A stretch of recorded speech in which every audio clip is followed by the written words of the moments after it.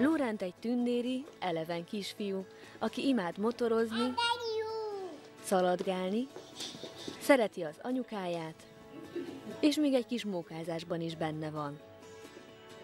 A jókedvű csöpség másfél éves kora ellenére sok nehézségen ment már keresztül.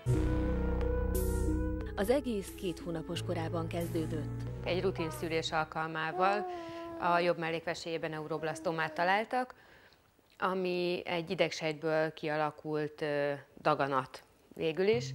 A neuroblasztóma egy jellemzően csecsemőknél és kisgyermekeknél előforduló rosszindulatú daganat, melynek elsődleges kezelési módja a műtét. Ez egy olyan rosszindulatú daganat, ami jellemzően nagyon pici babáknál fordul elő, 1-2 éveseknél leginkább.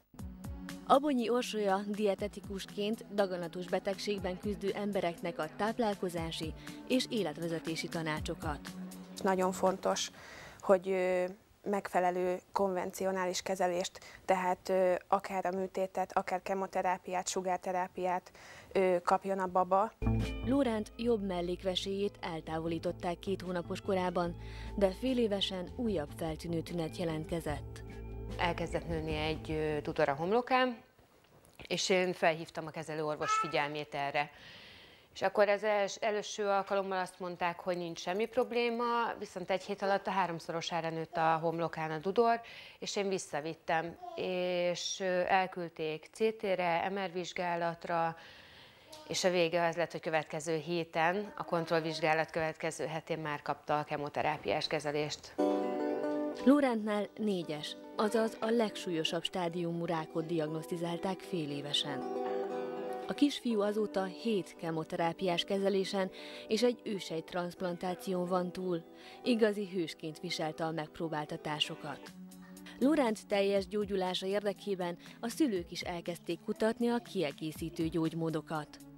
Hallottunk kapszuláról, egy speciális vízről, amit ugye daganatos betegeknek ajánlanak, egy teáról, és amikor túl voltunk ugye a transzplantáción, akkor viszont úgy döntöttünk, hogy nem szeretnénk újabb éveket kórházban tölteni, és ezt a speciális vizet kezdtük el itatni a Lóránttal. Egyfajta kiegészítésként nagyon jó megoldás a deutérium megvonás.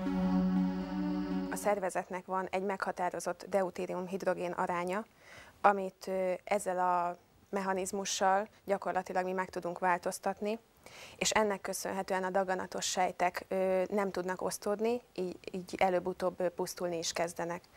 A másfél éves csöpség tehát most már csak megelőzésként issza a speciális vizet.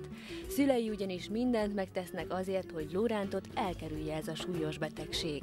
Nekünk a legfontosabb az, hogy ugye ő jól legyen, meg hát az, hogy ugye a kis családunk rendben legyen.